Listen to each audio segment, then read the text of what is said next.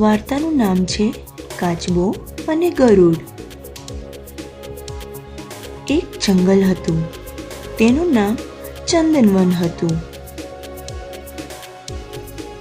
આ જંગલમાં એક કાચબો રહેતો હતો. તેનું નામ ટપ્પુ હતું. ટપ્પુ મનમોજી હતો. તે આખો દિવસ લાકડાના થડ પર આરામ કરતો હતો.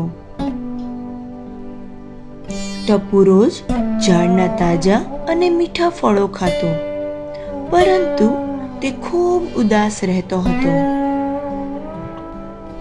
એક દિવસ તેણે એક ગરુડને હવામાં ઉડતા જોયું.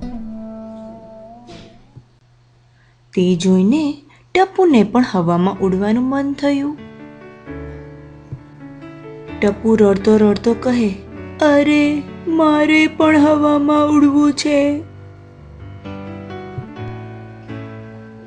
પછી ટપ્પુ તો એક પહાડ પર ચડી ગયો અને તેણે પહાડ પરથી કૂદકો મારી હવામાં ઉડવાની કોશિશ કરી.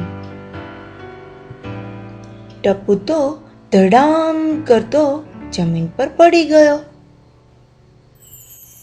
એક દિવસ તેણે ગરુડની સાથે દોસ્તી કરી લીધી. તું મને હવામાં ઉડવાનું શીખવશે? ટપ્પુ કહે. ગરુડ હસતા હસતા કહે, જો હું તને હવામાં લઈને ઉડીશ, પણ બદલામાં તું મને શું આપીશ? તને હું મીઠા ફળો આપીશ અને બેસવા માટે લાકડું આપીશ. ટપ્પુ કહે.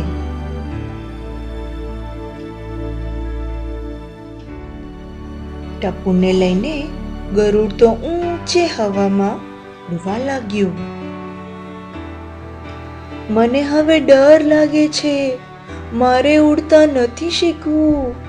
મને જમીન પર લઈ જાઓ. ટપ્પુ કહે. તે હવામાં ગોળ ગોળ ફરતો હતો. અંતે ગરુડે તેને જમીન પર લાવીને મૂકી દીધો. ટપ્પુએ પોતાની ભૂલ માની લીધી.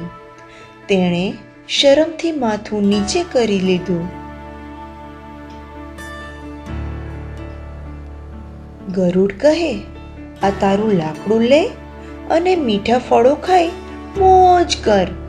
અમને તો ઉડવા માટે પાંખો આપેલી છે, તેથી અમે ઉડી શકીએ છીએ.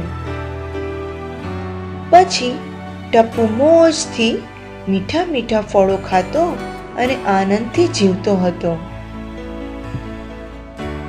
હવે રોજ ટપ્પુ ગરુડને જમીન પર બેઠો બેઠો હવામાં ઉડતા જોતો.